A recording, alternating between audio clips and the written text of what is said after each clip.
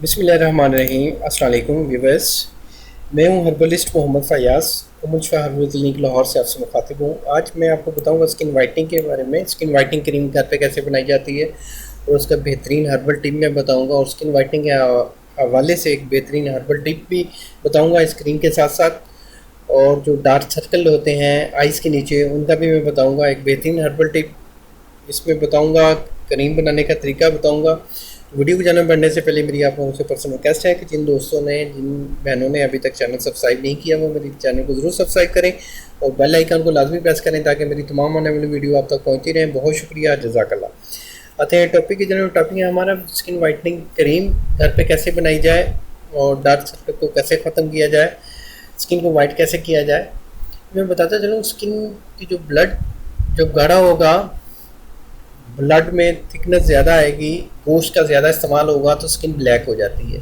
सबसे पहले अपने ग़िज़ा को चेंज करें, गोश्त का इस्तेमाल तक कर दें। जो लोग गोश्त खाते हैं, बीफ खाते हैं, बीफ का ज़्यादा इस्तेमाल करते हैं। बीफ क्योंकि खून को गाढ़ा करता है। जब खून गाढ़ा होगा तो खून में ब्लैकनेस ज़्यादा आएगी। जब खून में ब्लैकनेस आएगी, ब्लड में ब्लैकनेस आएगी तो स्किन पे भी ब्लैकनेस आएगी। इसलिए सबसे पहले सब्ज़ियाँ ज़्यादा से ज़्यादा खाएँ, गोश्त का इस्तेमाल छोड़ दें।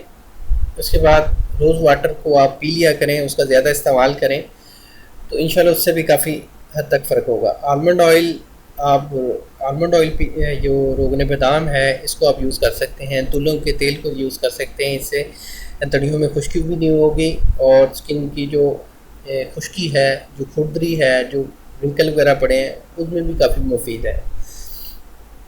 क्रीम के हवाले से, वाइटनिंग क्रीम के हवाले से एक बेहतरीन इसका है, इसको नोट फरमा लें। बादाम की भीगी हुई आपने 20 गिरियाँ लेनी है। मतलब कि आपने बादामों की गिरियों को भिगो लेना है, वो 20 अदद गिरियाँ हों। और गुलाब का अर्क हो 20 मिलीलीटर, जो रोज़ वाटर जिसको बोलते हैं, और ज़ाफ़रान हो तकरीबन 5 ग्राम। ये तीनों चीज़ें आपने लेके अपने पास रख लेनी है। और बादाम की गिरियों को आपने अच्छी तरह कूट लेना है। उसमें आपने जब कूटते हैं तो उसके साथ साथ आहिस्ता आहिस्ता उसमें अर्के गुलाब डालते जाएं, एक पेस्ट सा बन जाएगा। और उसमें आपने ज़ाफ़रान डालना है, थोड़ा थोड़ा करके ज़ाफ़रान डालना है और उसको ज़ाफ़रान को अच्छी तरह मिक्स करना है उस पेस्ट में। तो ये आपके पास एक पेस्ट बन जाएगा। इसको आपने अच्छी तरह महफूज कर लेना है किसी भी डिबिया में। और रात को आप सोते वक्त हाथों और पाँव पर अच्छी तरह मसाज करना है।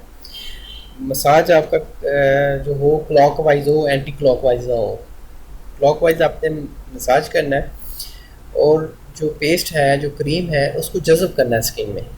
जज़ब जब हो जाए तो उसको छोड़ देना है और सो जाना। सुबह उठ के आपने हर्बल फेस वाश, किसी भी कंपनी का हर्बल फेस वाश लें, उससे आपने मुँह धो लेना है।